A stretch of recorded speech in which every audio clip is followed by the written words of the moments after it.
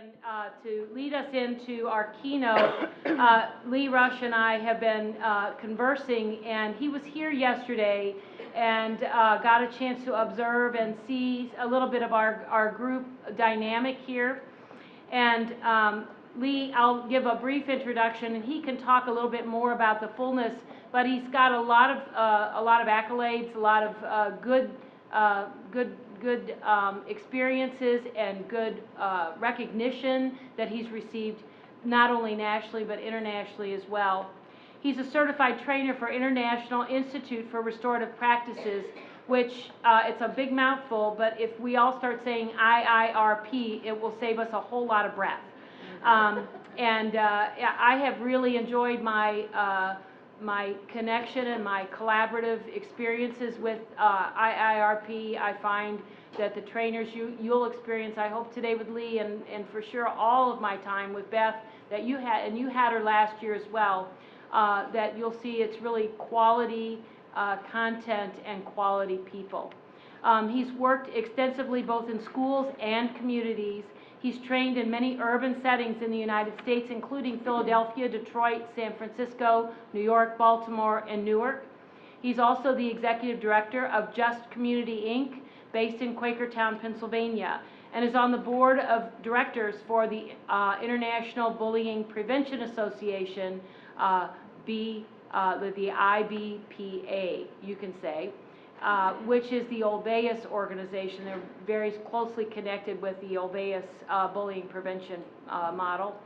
Past experiences include serving as an educator and administrator in an alternative education, substance abuse counselor, and as a director of human resources. There are lots more to tell about him, and lots more is out there, but I think that gives you a good feel for the fact that when we see this video of Olivia, we know that it's a school-based model she's presenting, but it has to come from the community. We create the environment in which children grow up. We are mirroring for them the expectation, and the better we model virtue and goodness, the more virtuous they will become, to take our places. So when Olivia graduates, I want her to have my business card so she can take my place. Of course, they're probably thinking the same thing. But I want to, without further comment, introduce Mr. Lee Rush. Thank you.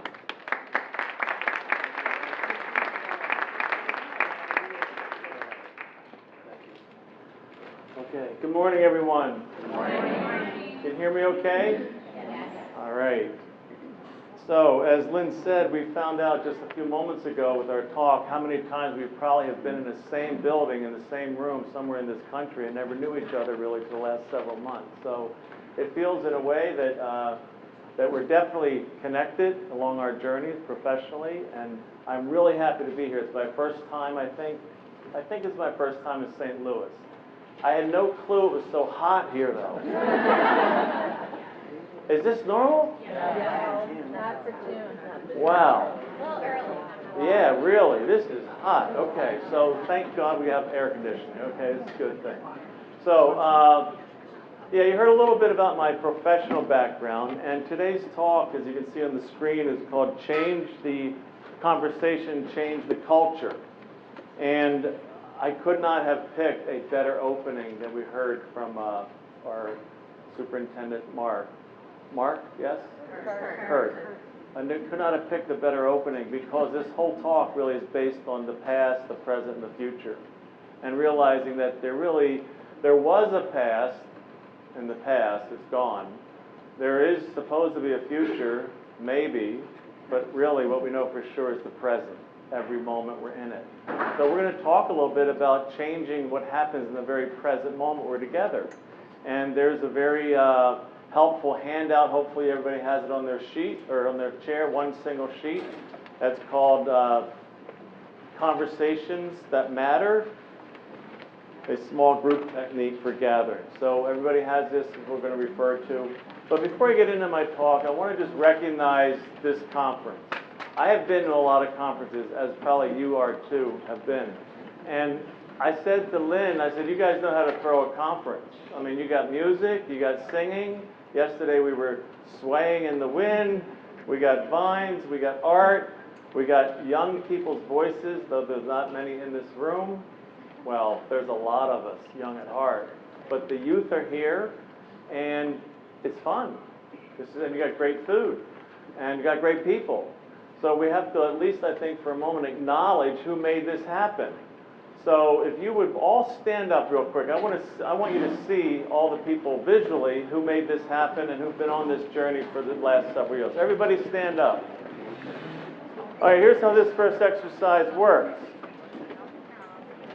So everybody can hear me? Yes? Everybody stand up? Now, all of you are here for at least today. Yes, we know that. Some of you were here probably last year. So if this is your first time you've been to this conference, I understand this has been happening for 5 years. If this is your first year here, you can have a seat. Thank you for being here. All right, so everybody who's standing should be here 2 or more years already, yes? All right, so if this is your second time you've been here, thank you for coming back. Have a seat. All right. If this is your third time here, that's great. 3 is really a charm, so have a seat. Thank you. If this is your fourth time here, if you remember, have a seat. Thank you. And everybody who's standing, look around the room. And Lynn is in the back, of course, standing too. This is the engine. This is the group of people that keeps this going on. And each year, Lynn told me it's growing exponentially. So today I understand there's people here from many states. There have been here people in the past from many countries. And these people, just acknowledge them with a round of applause, please. Because they really, thank you. So it's a lot of work to put one of these together, tremendous amount of details, and we wouldn't be here without all their efforts. So, as you heard, my name is Lee Rush, but as we all heard this morning too, my name is I Am. I love it, because it really is all we have at this moment. And this whole talk is based on how to change the world in single moments. Is that possible? Anybody? Give me a headshot or head, yes? Absolutely. So part of what my story is and part of what my talk is some of my autobiography. Because I know nothing more that I'm an expert on. I'm only an expert on one thing in life. People say, oh, you're an expert on restorative practices. I go, not really. I have so much to learn. Are you an expert on youth development? Not really. I'm still growing up. Are you an expert on substance abuse? Not really. I still have to be careful and watch everything now that I eat. So there's always something that I'm learning. But I do know one thing I'm an expert on that no one in this room knows more about. And that's what it's been like to live my life and my journey and my ups and downs. So I weave some of that in and out of my talk, and let's get moving. So before we start with that more personal side, I do want to mention again, I'm going to get down off this stage, because the first thing I'm going to talk about in a few minutes is how that is what I would love to change as often as possible. That is part of the dominant culture, the dominant structure when you come into conferences. Yes? Yes. That I am raised, I don't need to be up here. You can see me fine. I'm 6'2". Right now I'm about 10 feet, but you still see me?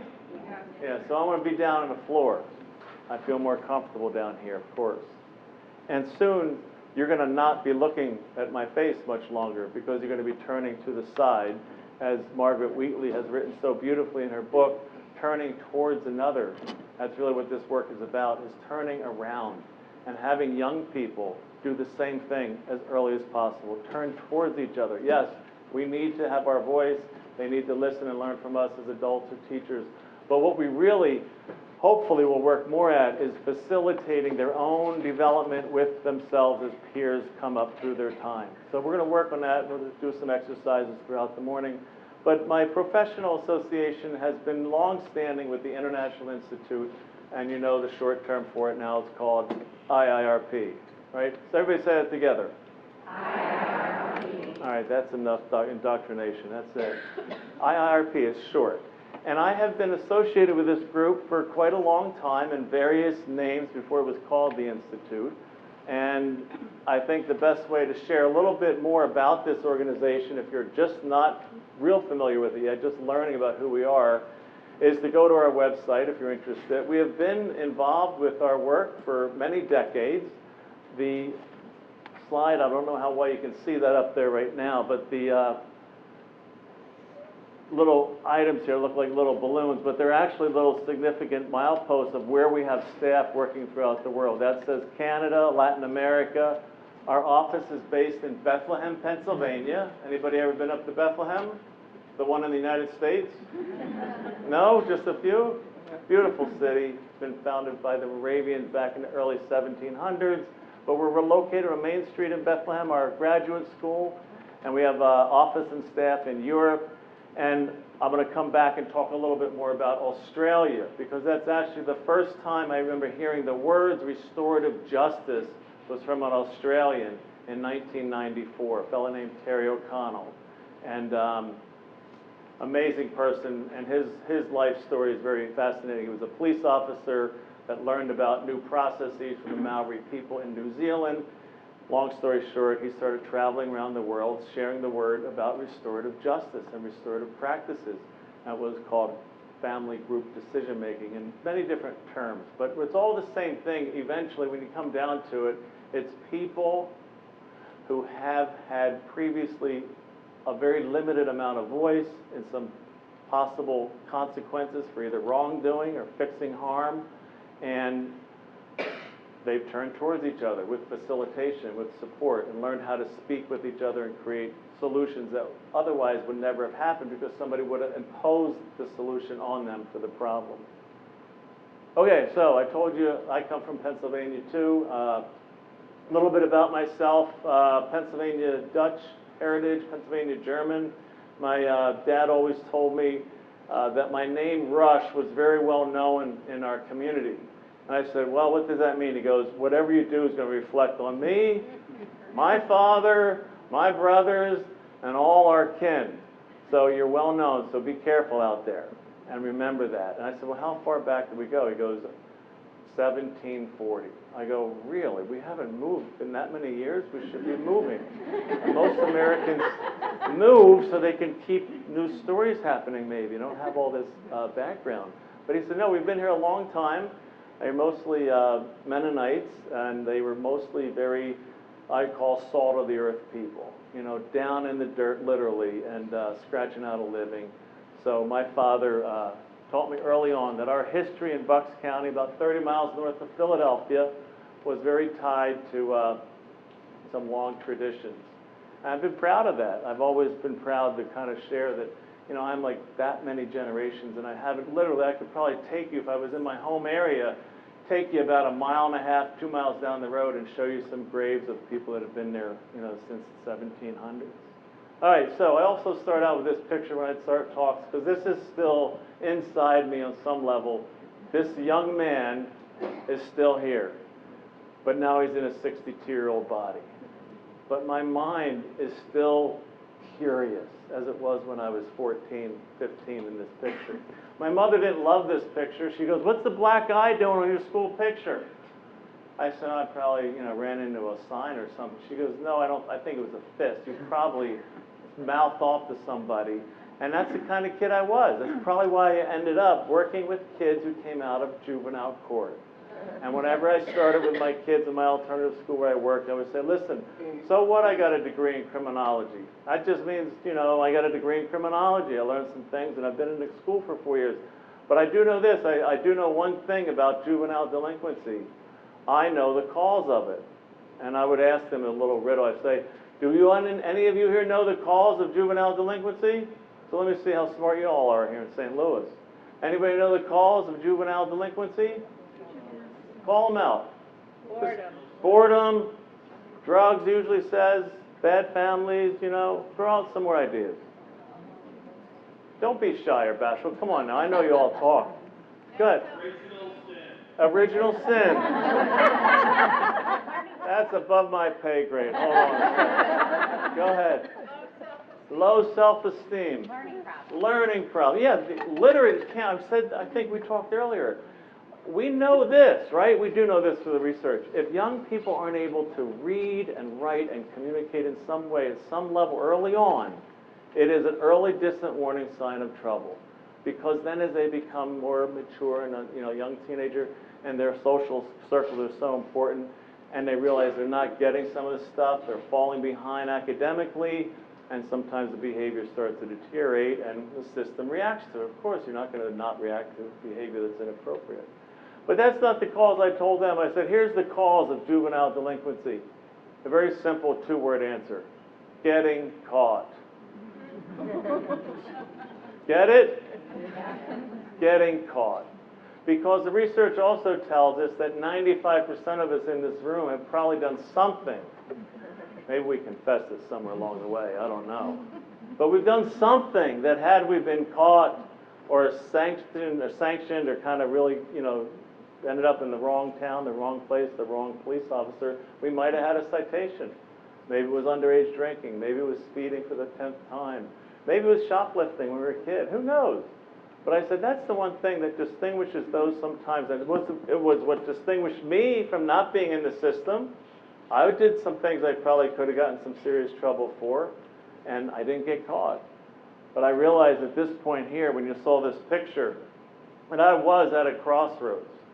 And part of the work that we're doing with restorative practices is helping young people know, helping them know that they're at a crossroads often. And there's choices to make.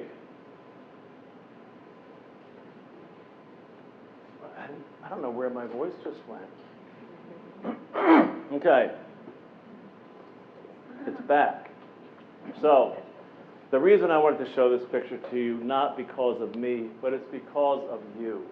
Because here's what helped me so much at my crossroads when I was this age having some trouble.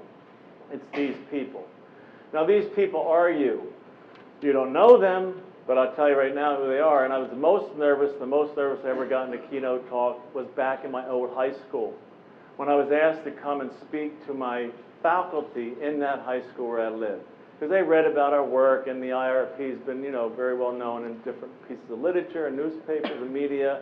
And I was doing some work in drug prevention that got recognized by the White House. Anyway, we got to go back to my high school, and I was sweating bullets to go back into that building to talk to my teachers. And I thought the best thing I can do is pull out the old yearbook and remember, I said, because I always believe, I learned this from Peter Benson and my friend Derek Peterson, that each person usually can pull together in their mind what we call the circle of 5. 4 or 5, maybe it's only 3 or 2 for some people, but the circle of 5 are who is still in my psyche as an adult that indelibly was printed when I was a kid because of how they lived their life, what they might have said to me, what they might have did, but who were the 5? So I went, I actually picked 6, and each of these teachers were in the audience. Well, it's not all of them. There was one person that passed on. Mr. Pernick had passed already. But I want to tell you quickly why I picked them. My coach, Hellman, all right, he changed the conversation for me. Because he told me this. He goes, you want to be quarterback of the football team? He said, why? I go, because I like playing. I want to be in on every play. I like being a quarterback. He goes, here's the problem. You're not that good. And I thought, what? He said, listen, not only you're not that good, but you have there's probably a Division I quarterback playing ahead of you that's going to probably get a full scholarship. So I'm going to tell you right now, you're probably not going to see much time. But I need you. I said, for what? He goes, because you're good enough to play the other team's plays against my first team defense.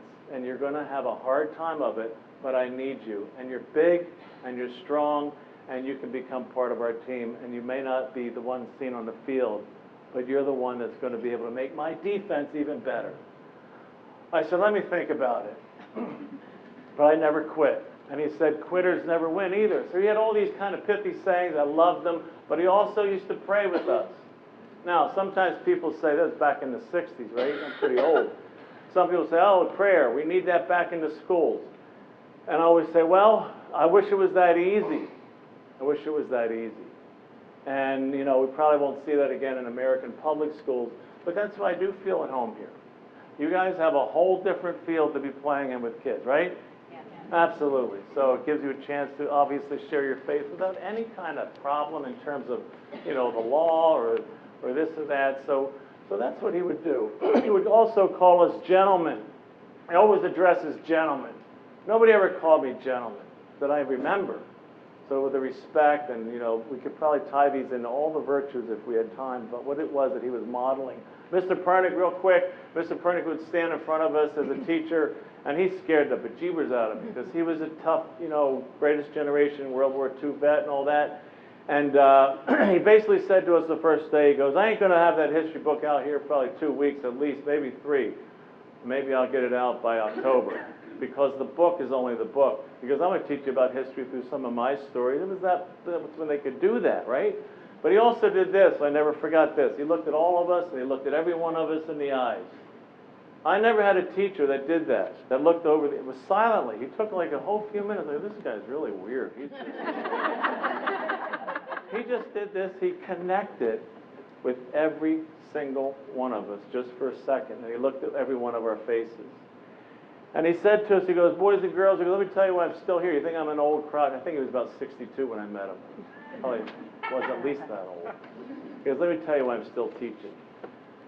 I ain't done yet. And I change every year because of you.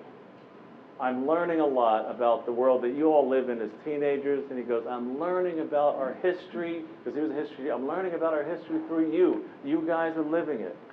He goes, I lived my youth, I'm done. But he goes, here's the other thing that I'm still doing. I'm still thinking I'm affecting people. He goes, you are not going to be the same person when you leave here in June. Now you're either going to love me or hate me. Pick your poison, whatever, pick it. But you're not going to have any lukewarm feelings about me. And if you hate me, it's probably because I don't know what all he said. I just know that I'm probably going to love him. Because no teacher ever talked to me like that. And I love history too. So he was in my psyche. Miss Bradley, real quick, French teacher. She also says, I had a lot of teachers that were very honest, had no problem with hurting my feelings. She goes, French?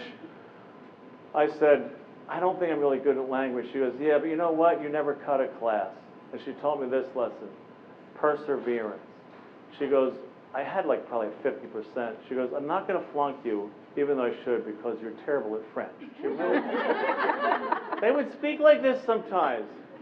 Because they were honest, because it was truth. But here's what she was teaching me about living. Don't give up. Don't cut class. You tried your best. And you made it in here every time and did all your work. And then finally, Coach Frank. Right here, Coach Frank, Coach Schwenk. Any coaches in here, by the way, real quick? Stand up. Coaches, seriously, I want you guys to know, I'm just getting a little exercise. Stand up. These coaches here collectively saved my life. Thank you. You saved my life. Here's why. Here's what Coach Frank did, is I was like trying to figure out if I was any good at football in the middle school, which I wasn't. But back when I was 14, at 9th grade, he was the one who saw me throwing the pizza through the cafeteria. Yeah, we had little round ones. They looked like just Frisbees. They should not have been built like that for teenagers. They still have them? They're perfect flyers. And he came over to me and he did this to me one day. He sees me, he puts his hand on my shoulder. He said, come with me, Lee. And I thought for sure I was going to be suspended. You know what he did? Never forgot it. Rocked my boat, and it literally changed my life in a single moment. He took me down the hallway, put me in his little office. He goes, I'll be right back. I thought he was going up and call the principal. I sat there. What for me seemed like an eternity. He came back in probably a minute or two and just basically said, Lee, he goes, I've been watching over you for the last several months. That first caught my attention. Really? Where? I don't have you as a teacher. I said, on the field? No. He goes, I see you. I see all things. And all these guys, how they see so much. This is a cafeteria. He goes, I see who you sit with, and I noticed that this year you're sitting with different kids. I'm really concerned about you. And I got one question for you. And I said, am I going to be suspended? Be quiet, listen to me. I want to know if you like the young man that you're becoming. Rock my boat. No one ever called me a young man that I remembered before, and I didn't imagine at that age, 14, 15, I was a young man. I thought I was just a boy. I thought I was going to be a boy forever, right? This goes so slow that age. He goes, think about it. Now get on to your next class. Where are you going? And I was shocked. I wasn't getting suspended.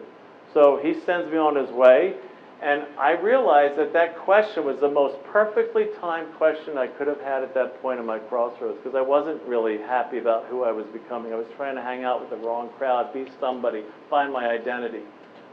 So if I had to sum up what restorative discipline is, that's the story for me, right there. Because he could have used his authority in a way to kind of suspend and sanction this, young man who's thrown his food around.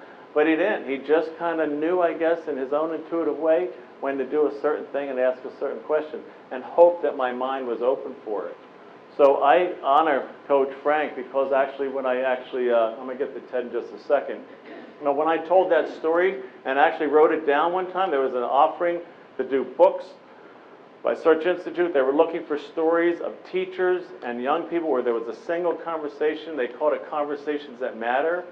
And the book is called Just When I Needed You. So I kind of didn't think, I wasn't going to write this story up. But I decided, the email came, I wrote the whole story up and sent it off. I forgot about it. A year later, the publishers wrote back and said, we picked your story out of thousands to put in the book. I said, you're kidding me. I didn't write that for the book. I wrote this story just for me. It was kind of like cathartic. And they said, no, here's 2 books in the mail. And they actually sent them back, and they said, one book is going to be for the person who affected you so much, and one book is for you. And because of Coach Frank, I ended up a lot better. I think it's partly why I'm here in some way. He kind of turned me. What I said in the book is that it's like a safe that has all these tumblers in it.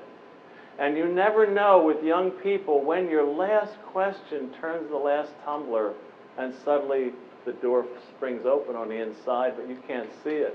Because I always say to teachers, don't forget, your job, and I wrote the last line something like, Coach Frank knew somewhere deep down that he didn't have to have the answers for me, but he provided me the right question at the right moment, and it went in, and I never forgot it.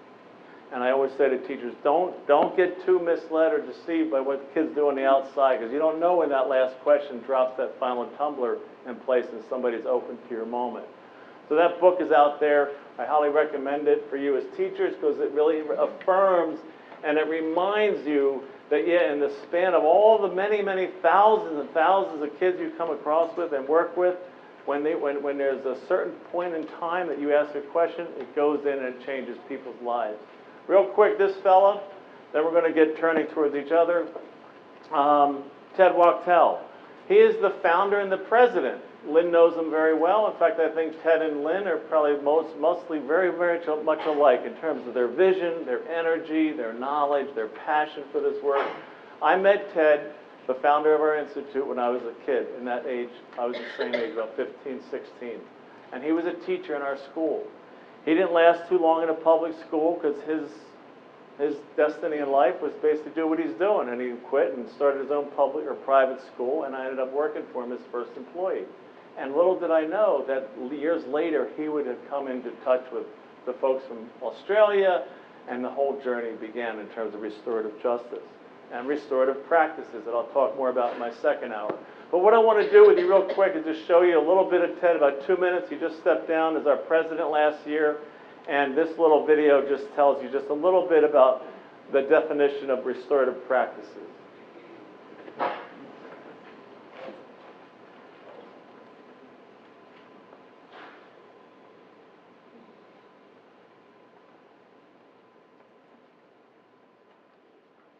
Restorative practices are a way that people can have more voice and more choice in the things that matter to them in everyday life, in exchange for them taking greater responsibility.